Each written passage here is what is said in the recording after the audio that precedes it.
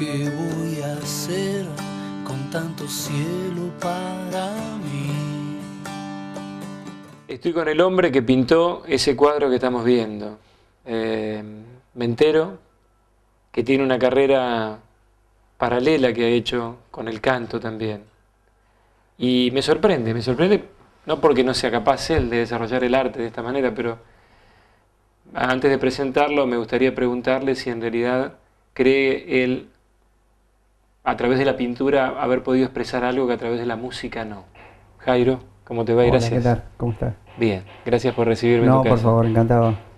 Una linda casa tenés. Muchas gracias. Un lindo lugar este, Muy amable, muchas gracias. Sí, muy cálido este lugar. muy cálido. Y la idea de la pregunta tiene que ver con la posibilidad de ver, a ver si a través de la pintura vos creés que podrías haber expresado algo que la música no te permitió. Son dos cosas distintas. Seguramente los artistas tienen diferentes vías de expresión, ¿no? Y pueden salir en un momento u otro, manifestarse, ¿no? Conozco muchos actores que pintan, pintores que actúan, pintores que aman la música, músicos que aman la pintura. Y yo en mi caso, la verdad es que las dos que serían, digamos así, mis favoritas, ¿no? como modo de expresión, fueron la pintura y el canto de una manera, desde muy temprano, es decir, fueron vocaciones muy precoces, cuando era chiquitito, y en realidad lo del canto tenía, por decirlo así, una repercusión más inmediata, y la gente reaccionaba mucho más rápido, y era una cosa mucho más, quizá más ligera en ese momento, pero llamaba más la atención un chiquito que cantara, que afinara, que tuviera un timbre de voz ya y demás, y que pudiera cantar distintos tipos de canciones y demás. En cambio, un chiquito que pinta, el acto de pintar, el gesto ese, ¿no? Del pintor, ese, yo creo que es más está más relacionado con la soledad, ¿no? Y algo mucho más anónimo, ¿no? Que Claro, la música. no está buscado para ver qué hacemos, porque hay momentos en que los artistas también, no cansados de su arte, pero ya habiendo transcurrido un determinado tiempo, dice, bueno, ¿y ahora qué hacemos? Sí, Ya está sí, esto. sí, sí. Lo tuyo fue paralelo. Sí, sí, paralelo, y lo seguí a rajatabla. Estudié canto al mismo tiempo que estudié pintura también. Mirá, Sí, sí. estás instruido en el arte. Estudios y en distintos estudios, en distintos talleres y demás. Y estudiaba mientras tanto técnica vocal y demás. Me fui preparando muy bien desde muy joven, ¿no? ¿Cuánto hace que cantás? Toda mi vida he cantado, pero bueno, profesionalmente desde los 15 años, o sea, hace muchísimos años. Muchísimos años. Y en esa cantidad de años, hubo un momento donde Jairo dijo, bueno, llegué al techo, ya está. O como cantante, ¿crees que no hay un techo? Nunca hay un techo para un cantante. Yo creo que el techo lo pone uno mismo, en el sentido de que si uno se conoce bien y es honesto con uno mismo, sabe el momento que no puede cantar más, o que aquello que quiere hacer ya no lo puede hacer, aquello que quiere expresar, o si da vueltas sobre lo mismo, ¿no? Salvando las distancias, mi gran ídolo, el ídolo de mi Gardel particular, digamos así, fue Jacques Brel, que era un cantautor belga maravilloso. Y él se retiró muy joven, en pleno éxito, y dijo que era porque tenía la sensación de estar dando vueltas sobre lo mismo, y también que la técnica había superado la parte humana en la música, ¿no? Y que eso lo ponía de mal humor y no quería seguir cantando, ¿no? Y efectivamente dejó de cantar, ¿eh?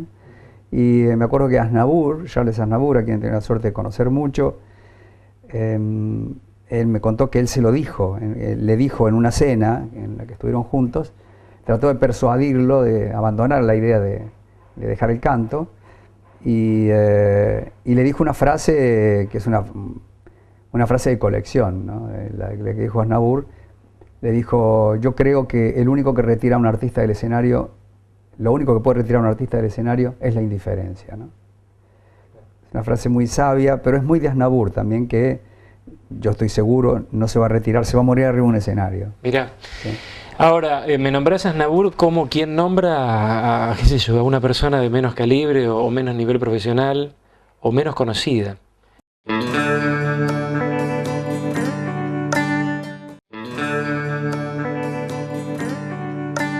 Sos un hombre que ha recorrido el mundo, que tenés mucha gente que te rodea de una enorme jerarquía, amigos. O sea, charlamos en la informalidad de Sandro, claro, amigo tuyo. Sí, sí, un gran amigo. De un gran amigo tuyo. Lo que la gente ve de Jairo es un tipo muy humilde, muy austero, muy tranquilo. ¿Esto es un trabajo que vos hiciste en tu vida profesional para lograr sostenerlo, mantenerlo? ¿Es tu personalidad o te crees que es lo normal? Debemos ser así porque no hay otra, no se puede ser de otra manera. No, vos tenés que ser vos mismo, es decir, tratar de no tratar de crearte un personaje y demás, por lo menos no es mi intención, no ha sido nunca mi intención. Yo sigo mis impulsos, es decir, cuando decidí ser cantante y demás, estaba siguiendo mi propio instinto y por suerte encontré sostenes, encontré apoyos, gente que se acercaba, o mi propia familia, ¿no? A que me alentó mucho, sin ningún tipo de interés, digamos, que los pudiera guiar, porque en realidad ellos lo único que querían era que yo fuera feliz, no les importaba otra cosa. Mi padre, al ver que yo cómo cantaba cuando era chiquito, y cómo pintaba, cómo dibujaba, y veía la pasión que ponía en las dos cosas, y que jugaba muy bien al fútbol también. Entonces mi padre me decía que yo podía salir adelante en cualquiera de las tres actividades. Confiaba plenamente. Sí, era mi padre también, ¿no? Bueno, pero bien. Sí, pero bueno, quiero decir con eso que yo no he tratado nunca de crear ni en mí ni un personaje conmigo, ni crear en torno a mí un ámbito, digamos, que pudiera hacer pensar a la gente que yo soy de tal o cual manera, ¿no? Claro. Yo creo que la gente tiene que verte exactamente como sos, así nomás, ¿no? Como una ráfaga, ¿no? Con mirarte una sola vez, ¿no? ¿Fuiste un tipo pobre alguna vez en tu vida? Pobre, no, hablando ¿siempre tuviste lo que tenías que tener, lo básico? Sí. O sea, es decir, yo tenía una infancia escasa de juguetes, digamos, pero muy feliz, y el lugar donde vivía era un lugar muy de clase media baja, digamos, ¿no? Y pero bien, o sea, tenía una posibilidad de progresar, de estudiar, sin ningún tipo de problema. Y no he tenido nunca que bregar, digamos, o que luchar con una situación de pobreza o lo que conlleva eso, ¿no? De vivir en un lugar en el que no te gusta vivir y demás, ¿no? Siempre he tenido la posibilidad de vivir donde quería y demás, ¿no? ¿Cuántos hijos tenés? 4. 4 hijos. Sí. 4 hijos. ¿Y le pudiste trasladar eso que tu viejo hacía con vos? Libres. Bueno, cada uno transmite, yo creo que va cambiando, ¿no? De generación en generación las cosas cambian mucho, porque cambia el mundo, evidentemente. Yo tengo una relación muy fluida con mis 4 hijos. Los dos, la madre y yo, tenemos una relación muy fluida con los 4. Los 4 se llevan muy bien entre ellos, que es fundamental también, y eso también habla un poco de nuestra relación con ellos.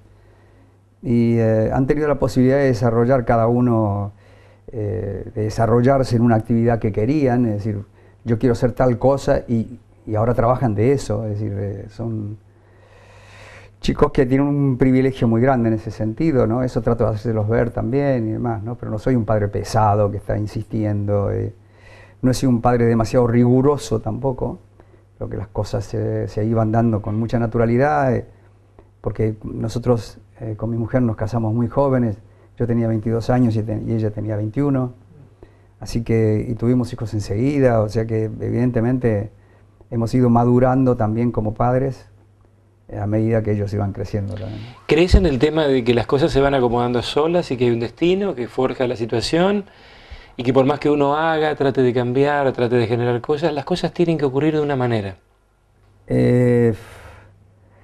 No, yo creo que se puede luchar por las cosas, Ajá. se pueden mejorar y demás, ¿no? Me parece que sí, que uno fuerza un poco el destino, ¿no? Uno fuerza un poco las situaciones y las cosas en la medida en que si a vos te gusta qué sé yo, en este caso cantar y demás, si vos no haces nada, si cantás en tu casa, claro, para vos mismo, y te quedas encerrado en tu casa, evidentemente nadie va a saber nada de vos, si cantás bien, si cantás mal, cómo sos, qué haces y demás, ¿no? Ahora tenés que buscar encauzar, digamos, ese potencial o ese posible potencial que tengas para llegar a la gente. Evidentemente es la gente la que, en el caso de los artistas, la que da el toque final, ¿no?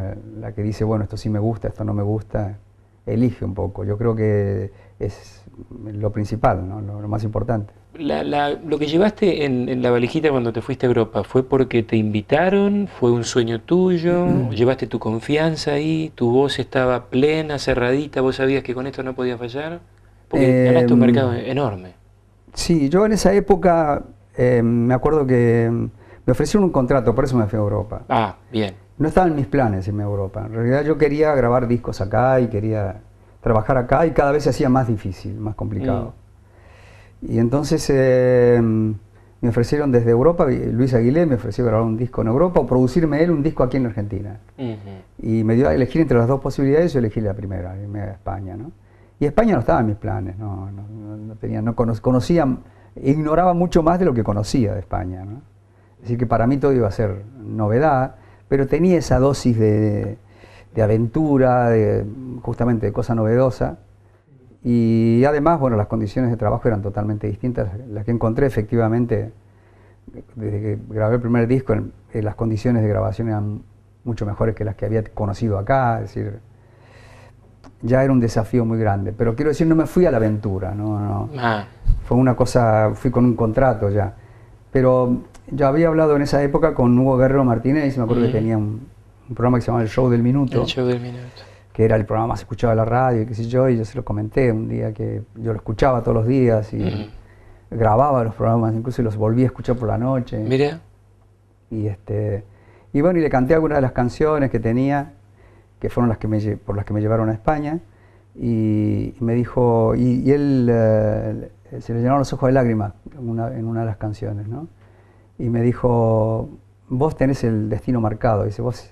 Cuando tengas algún problema, me dijo, cuando tengas algún problema que creas que no tiene solución, anda a una esquina con la guitarra y cantá, y se va a solucionar tu problema. Mirá qué buen consejo.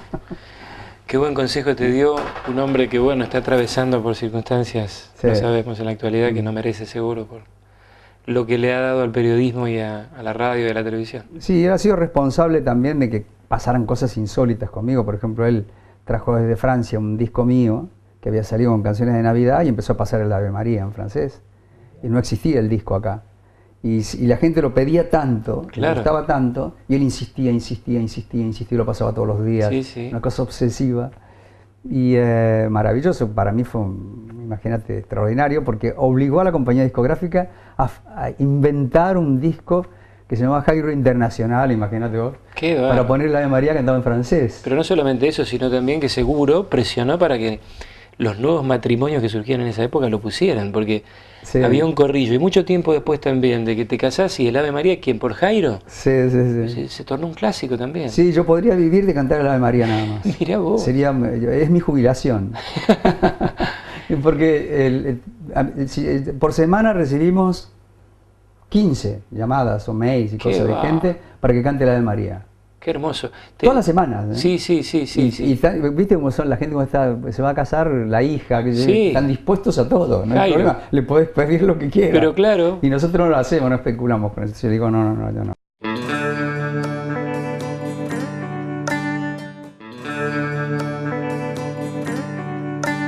Tu mujer te acompaña mucho, ¿no? Es como cómplice. Sí, no, es una compañera y es mi mujer, es decir, somos una pareja en todo el sentido de la palabra, es decir, nos conocemos muchísimo, por supuesto, tantos años viviendo juntos, nos complementamos muy bien, y ella es totalmente distinta a mí, ella es mucho más pragmática que yo, el artista soy yo acá, es decir, ella disfruta del arte, pero no lo practica, es decir, no es lo suyo, pero nunca lo fue, entonces lo tiene muy claro.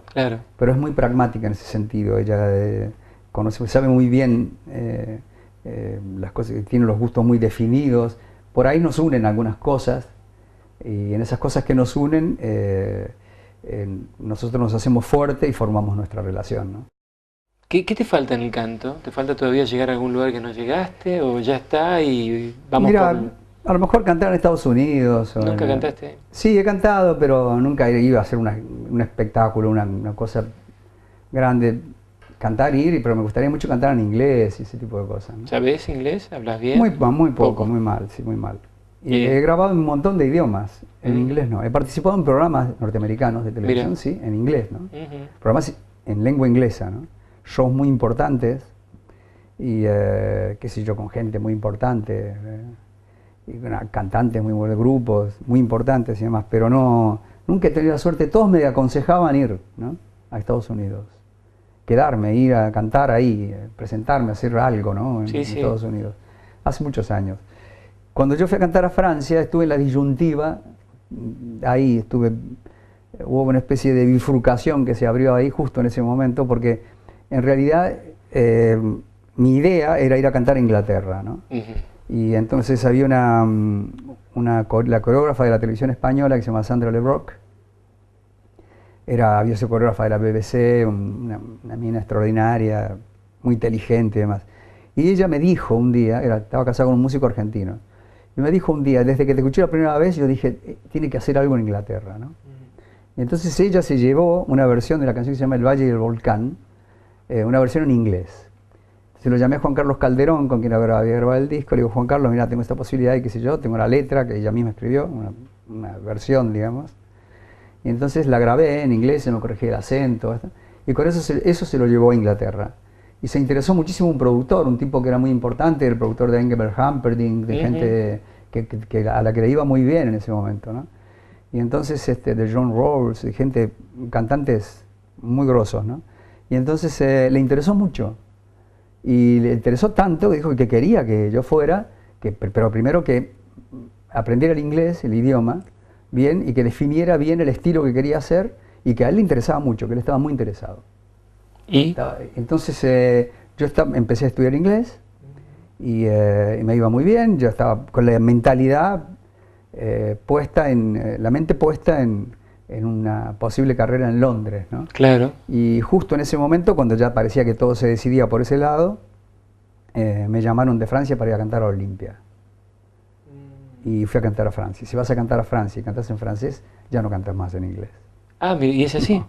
Y sí, porque Francia era un país que tiene una fuerza por sí sola, ¿no? Bueno, pues por sí solo, es decir, París es una ciudad muy importante, lo que pasa ahí se amplifica por 1 millón, es decir, tiene teatros muy importantes, tiene una actividad artística extraordinaria. ¿Te enamoraste? Y era cantar en el Olimpia, ¿no? Claro, te enamoraste, ¿no? Ese sueño. Y yo fui a cantar al Olimpia pensando que iba a ser eso y nada más, ¿no? Bueno, voy a cantar al Olimpia, le voy a contar a mis nietos que canté en el Olimpia. Bueno, después de eso canté 87 veces en el Olimpia. Mirá. Y bueno, y grabé 15 discos en francés, y hice una carrera como un artista. Ellos me consideraban como un artista francés, ¿no? Más que como un artista argentino o hispánico, digamos, ¿no? ¿Con el idioma no tuviste inconveniente? No, porque lo aprendí con mucha facilidad, fíjate vos. Me costó menos el francés que lo que me estaba costando el inglés en aquel momento, ¿no? El francés es un idioma difícil, pero en la medida en que, qué sé yo, que pongas mucho empeño y que solamente te dediques a eso. Me acuerdo que cuando empecé a cantar ahí, los productores, mi productor discográfico, me decía que tenía que grabar en francés el primer disco, ¿no? Tenía que ser en francés, porque si no hubiera achicado mucho, hubiera limitado, digamos, mi territorio de acción. Y tenía razón el tipo, ¿no? Efectivamente. Aunque el primer disco yo, por supuesto, lo escucho ahora y me da un poco de vergüenza por el acento que tenía, ¿no? Sí. Fue mejorando con el tiempo. Porque, claro. Pero bueno, aprendí francés con un aprendizaje de alto voltaje, porque si no, no podía responder en los programas como estamos hablando ahora. Claro. No podía ir a los programas de radio, imposible, ¿no? Entonces no se puede hacer una carrera así, ¿no? Es decir, dependiendo nada más que de una grabación cantando por fonética, ¿no? El otro día te vi en el programa de Mirta Legrand cantando el himno nacional. Cuando cantás el himno, sí. ¿Qué te pasa? Me encanta, me gusta mucho. Pero, digamos, ¿podés separar? ¿Te das cuenta que es tu canción, la tuya, la que tenés en el corazón, la nuestra? Sí, porque yo sé que el himno la gente lo... La Argentina es un país muy raro, es un país muy extraño en ese sentido, ¿no? Porque hubo un momento, muchos años, varias décadas, en las que hubo una casta, digamos así, que se apropió de los símbolos en Argentina. Entonces era muy difícil que la gente los sintiera como propios. Es más, se sentían alejados de sus propios símbolos, porque eran los símbolos que manejaban las distintas juntas militares que tuvo la Argentina. Bueno, no digamos ya la última, que fue la más, digamos, la más virulenta, la más sangrienta, pero hubo muchos golpes de Estado en la Argentina y casi todos manejaban esa simbología, esa cosa, ¿no? De la bandera, la escarapela, el himno, una cantidad de cosas, incluso la historia propiamente dicha, ¿no? Claro. Entonces creo que ahora que se festejó el Bicentenario, la gente tuvo un comportamiento que me hace pensar que la gente ha recuperado muchas cosas en ese sentido, ¿no? Y una de las cosas que ha recuperado es la emoción que se siente al cantar una cosa, o al escuchar algo que saben que es común a todos, ¿no? Claro. Que nos representa, que es nuestra y que significa algo para todos, ¿no? Y también el hecho singular, me parece, no sé si lo compartís, más allá de quién lo ejecuta, todo lo del Bicentenario, digo, ¿no? O quiénes fueron los organizadores de la situación, que hubo un tema personal, cada uno puso de sí. Yo creo que la estrella del Bicentenario fue la gente, ¿no? Claro, fue pueblo, mágico. Porque manifestó su deseo de festejo, de ese jubileo extraordinario, ¿no? Que es además una fecha tan significativa como el Bicentenario. Es muy importante, creo, en la vida para ser feliz, que uno se quiera también un poco, ¿no? Y creo que en este caso la gente manifestó eso, ¿no? Yo me quiero y quiero que los demás se quieran igual que yo me quiero yo. Tu carrera fue forjada por estas cuestiones, indudablemente. Si a los 15 dijiste, yo me quiero quedar porque yo puedo, el yo aparece muy seguido. Con el tiempo también tus hijos supieron entender tus momentos, tus tiempos. Papá se va de gira, papá no está.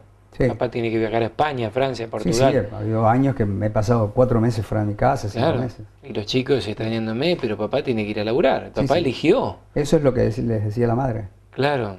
Y en ese transcurso de tiempo, de 4 meses, de viajes, de valijas, de soledad, ¿hubieron algunos arrepentimientos o siempre el horizonte estaba puesto ahí, decir, no me vuelvo, no aguanto? No, en ningún momento. En ningún momento hubo nada que me hiciera pensar en abandonar todo porque no me gustaba cómo estaba usando mi tiempo afectivo, ¿no? Una sola vez tuve lo único que cambiaría, digamos, está en el principio cuando me fui de la casa de mis padres. Ahí sí, yo creo que aquella negativa mía tan inequívoca, decir, bueno, no, y tan fuerte, tan contundente, digamos, se contradecía en realidad con mis sentimientos interiores, ¿no? Porque yo era un niño casi, ¿no? Entonces yo muchas veces he pensado en aquello, en aquello que pasó y creo que fue, si tuviera que elegir, si tuviera que hacer todo aquello de nuevo, seguramente saldría un poquito más tarde de mi casa, ¿no? Porque me hubiera permitido disfrutar más de mi madre, qué sé yo. Claro. Después, cuando me fui ya no fue era una relación de amor profundo, por supuesto, pero quiero decir, ya no tenía no tuvo nunca más la continuidad que necesita uno a esa edad. Sí, ¿no? Un abrazo, un beso, un cariño. Sí. Pero bueno, la decisión estaba tomada. Igual la historia nos cuenta que tu mamá le cuenta a todo el mundo a los gritos quién es él, y él era vos. Entonces, más allá de haberte perdido esa posibilidad y ese nexo afectivo íntimo, ganaste también por otro lado el reconocimiento, el afecto, el cariño desde otros lugares y la admiración de tus viejos. Seguramente te admiraban. Lo de mis padres es una cosa muy especial porque, qué sé yo, por ejemplo, mi madre, dije, era un poco como mi mujer, era una mujer muy, un cable a tierra muy grande, ¿no? Una mujer con una personalidad tremenda, y era chiquita, pero tenía una personalidad extraordinaria, una mirada que resolvía cualquier situación enmarañada sin ningún problema, era muy fuerte, ¿no? Y qué sé yo, te pongo un ejemplo, si yo de repente hacía una gira por acá, viviendo fuera, y le quería dejar dinero, no lo aceptaba. No lo aceptaba, porque ella me lo dijo, dice, te voy a decir una cosa y te lo voy a decir una sola vez. Dice, nosotros somos tus padres, pero vos tenés tu mujer, y yo tenía aquella porque tenía 2 hijos, dice, tu mujer y 2 hijos, vos tenés tu propia familia. Es a ellos a los que tenés que ayudar, nosotros no. Claro. Ya somos tus padres, nos alegramos mucho de cómo te va y demás, pero no tiene nada que ver con lo otro. Igual yo, viste, por otro lado, Me le tiraba. regalaba cosas, ¿viste? Claro, Le regalaba cosas más que algo. Seguro. ¿no? Porque, bueno, eso no se podía negar, ¿no? no, claro, claro, claro. Pero eso fue muy clara desde el principio y, bueno, era un poco la mentalidad que tenían ellos, ¿no? Qué lindo, te la trasladaron, la pudiste hacer tuya también Exactamente. y elaborar más allá de tu vida, ¿no? Sí, sí, por supuesto, por eso yo les digo a mis hijos eso, que vivan su vida, que nosotros somos sus padres, que no nos vean, ¿viste cuando dicen, ah, no, porque yo con mis hijos soy muy amigo? No, yo no soy amigo de mis hijos, soy el No. papá. Claro. Y la mamá es la mamá, y tenemos una relación tremenda, profunda, de cariño, de amor, todo lo que vos quieras, y nos halaga, nos alegra, nos pone contentísimos cuando tienen una buena noticia, cuando nos dan una buena noticia, cuando nos dicen algo, lo vivimos como si fuera propio, pero lo vivimos como padres, es decir, de nuestro lugar de padre.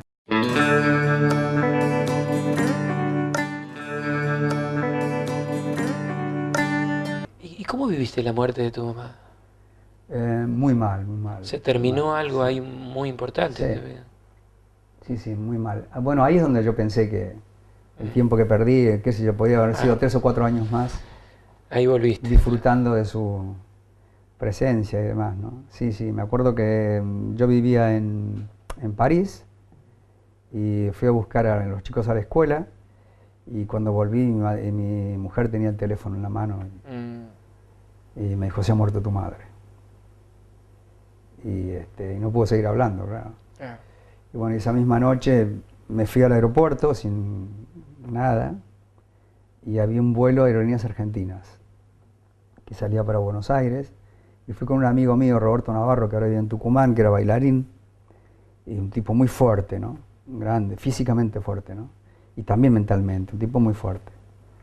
Y el tipo que nos atendió de Aerolíneas Argentinas, el tipo me conocía, ¿viste? Porque yo era un personaje muy Claro. popular ahí en Francia, ¿viste? Y más siendo argentino, Sí, ¿viste? ni hablar. Mucho más todavía, yo aparecía por la televisión cada rato. Es decir. Y entonces dijo, no hay pasaje. Sé que siempre hay un pasaje, en un caso así.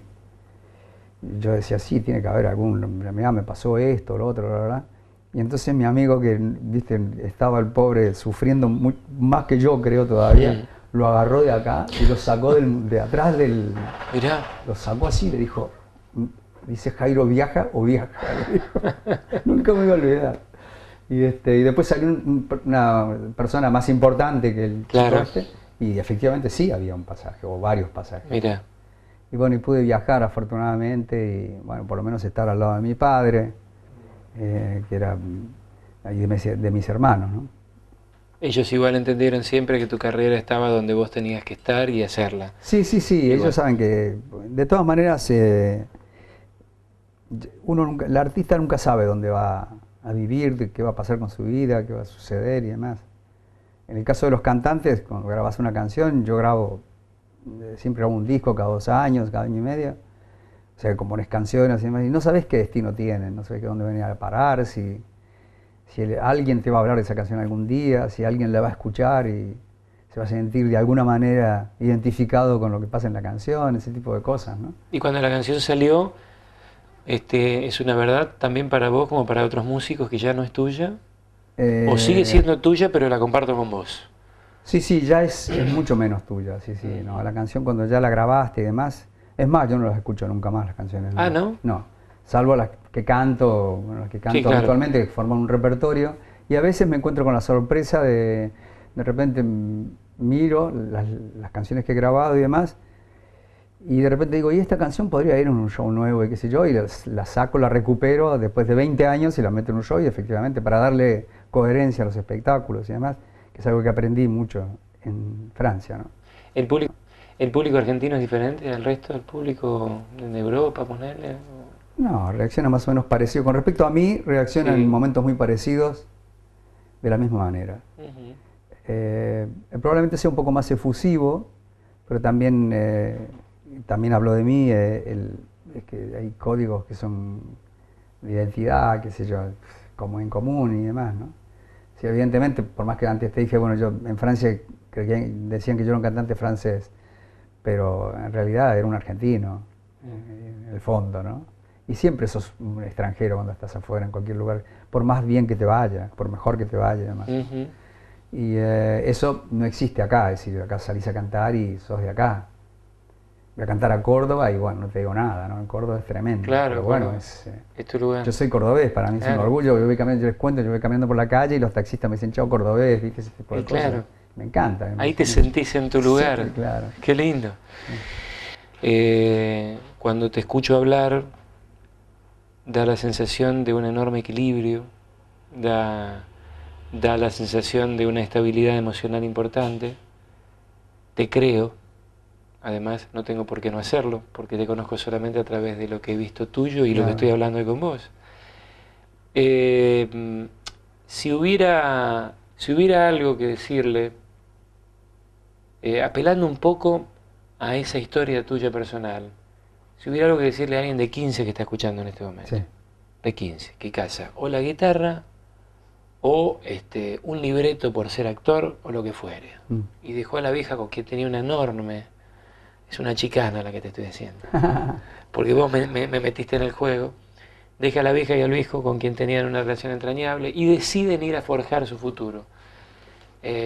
Vos ya diste una respuesta, vos dijiste hubiese dilatado un poco ese momento, Sí.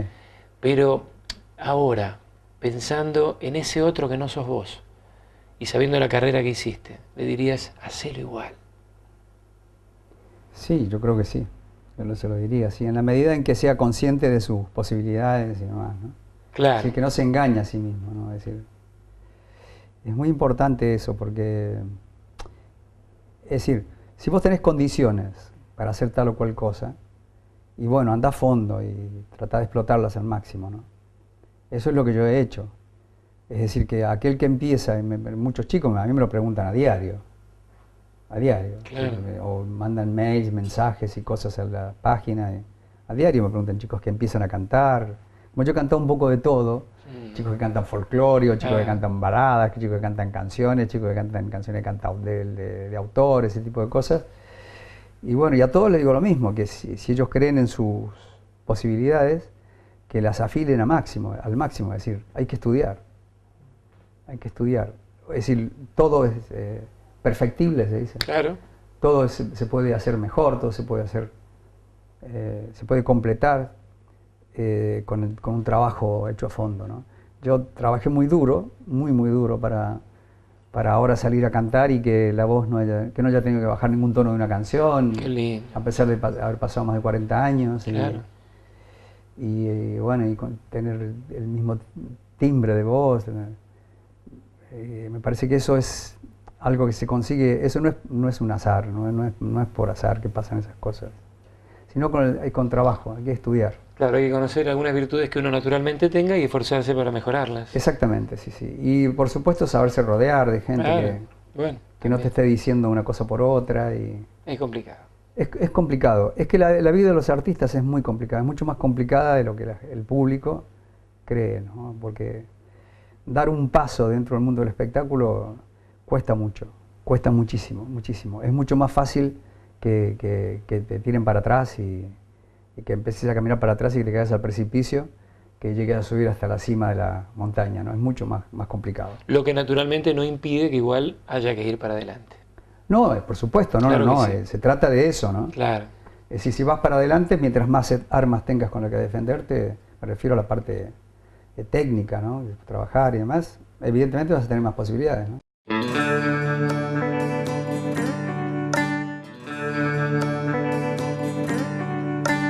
Sos joven, sos un tipo que todavía tiene por delante, si Dios quiere. ¿Crees en Dios? ¿Crees en Dios?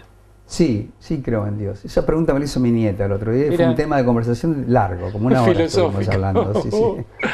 Sí, se interesó mucho por la religión, eso que está en ese momento, esa etapa muy chiquita, pero bueno, estuvimos hablando mucho de eso. Claro, difícil de explicar también porque uno cree, pero bueno, vos crees. Sí. Bueno, pero Dios, viste, levanta el teléfono y dice, te tenés que venir. ¿Hasta acá estuvo bueno? Sí, por supuesto, sí. Yo no veo la muerte como algo que me provoque, digamos, un miedo tremendo. Yo creo que hasta ahora he tenido una vida plena, es decir, he hecho absolutamente todo lo que he querido, he conseguido todo lo que me he propuesto he tenido una vida muy feliz, es decir, estoy rodeado de gente que me quiere, estoy rodeado de afecto por todos lados. ¿Cómo no voy a ser? Soy un tipo muy feliz, tengo una vida muy feliz, por supuesto. Si eso se termina, bueno, se acordarán de mí seguramente, esa gente que me tiene afecto y cariño, ¿no? Tengo delante mío una foto, acá, la vamos a enfocar, la vamos a tomar tu papá y tu mamá. Sí. Bueno, ellos no están. Ya. No, O están, no sé, ¿cómo concebís vos la situación? Sí, no, están siempre presentes. Claro. Yo en mi cabeza está siempre presente, es decir, dos personas totalmente distintas entre sí, entrañables, divinos. Yo he tenido, sí, por esto que te decía, de que cantando uno fuerza las situaciones. En un momento dado, cuando yo me vine a vivir a Buenos Aires, que tenía 15 años nada más, y me hacían trabajar como loco, cantar, qué sé yo, 5 actuaciones por noche o cosas así, en los bailes que se hacían en aquella época. Y eso me trajo aparejado un problema de salud, y lógico, no podía soportar ese ritmo, ni nadie, Claro. ningún chico de mi edad.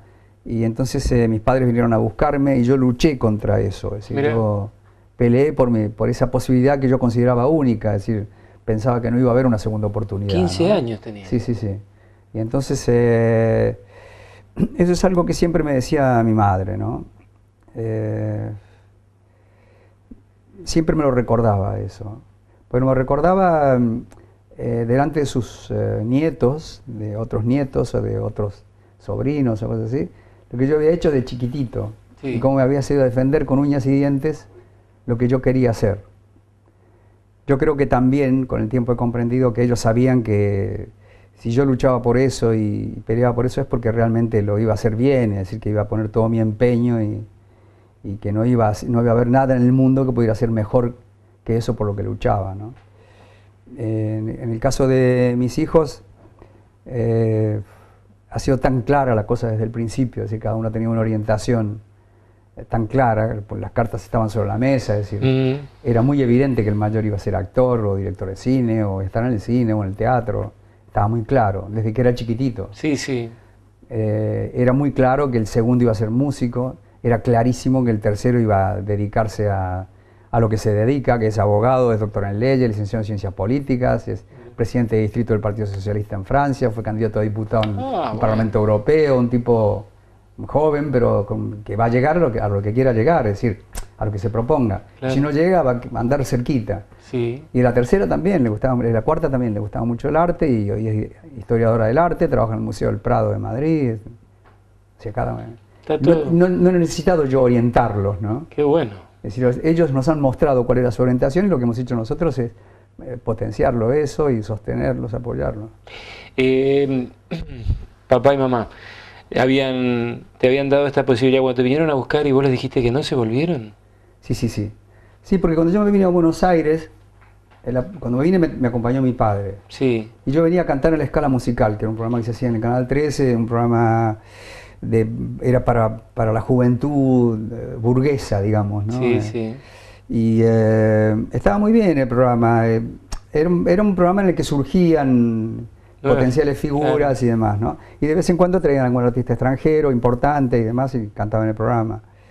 Y para mí era como tocar el cielo con las manos porque me permitió grabar un primer disco y demás, ¿no? Y cuando mi padre se fue, cuando me dejó la primera vez, me acuerdo de acompañar a la estación de Retiro, que tomó el tren, todavía existían los trenes, maravilloso. Mi padre era ferroviario. Sí. Y me acuerdo que subió al tren y al vagón y en la ventanilla, en el vaho de la ventanilla, dibujó un círculo que se cerraba. Cerró un círculo. Entonces yo entendí, yo digo, si mi padre me pide hoy, ahora, que me vaya con él, le voy a decir que no. Mira. Porque yo entendí cuando él hizo eso, que con él se llevaba mi infancia también, ¿no? O sea, que mi infancia se había terminado. Claro. Y después se lo pregunté, ¿no? Muchos años después, charlando. Él era de pocas palabras, pero conmigo le gustaba hablar. Y bueno, una vez estando en Francia le pregunté por eso, ¿no? Y me dijo sí, que era como una especie de mensaje, ¿no? Bien, lograste entender. Afortunadamente lo entendí, ¿no? Claro que sí, pero bueno, Qué madurez la de tu viejo, ¿no? Porque eras chiquito. Sí, pero tenía una gran confianza en todos nosotros, en todos los hijos. Él tenía una gran confianza. Y sobre todo, eso es lo que me decía mi madre, que tenía una gran confianza en mí porque me veía muy dispuesto a pelear por lo que quería en cualquier circunstancia, ¿no? Y que no me iba a achicar, que no iba a tirar la toalla, que no iba a abandonar, que iba a seguir, que iba a ser perseverante y todo ese tipo de cosas, que son tan necesarias por otra parte en el trabajo de los artistas, ¿no? Absolutamente. Es un trabajo que tiene muchos altibajos, ¿no? Claro, además. Y la última tiene que ver con el programa Llama al Buscador. Me parece que vos en algún lugar también lo sos. Todos, viste, en algún lugar buscamos algo. ¿Y qué es lo que vos teniendo la felicidad ya? Estamos pensando en que tal vez no sea la respuesta, o por ahí sí, pero ¿qué es lo que buscas, Jairo, como persona? Bueno, como persona... Si hay algo que se pueda focalizar, o son muchas cosas, no sé. Sí. No, yo lo único que pretendo ahora es mantener, digamos una estabilidad emocional, que eso no está en mis manos solamente conseguirlo, sino también en la gente que me rodea y demás, así que me aportan muchísimo. No me preocupan demasiado otro tipo de aspiraciones. Creo que hay cosas superficiales que uno va descubriendo con el tiempo, hay cosas que son superficiales y cosas que son profundas. En la medida que te aferres a las profundas, es como vas a disfrutar más de la vida, ¿no? Bueno, un artista, un hombre simple, te agradezco el gesto de habernos recibido de esta manera. Encantado. Un hombre que ha dado 150 millones de entrevistas, pero a mí no me importa lo que diste, yo te vine a buscar igual, porque yo quería que tuvieras una más. Fuiste muy gentil y te agradezco. Por favor. Gracias.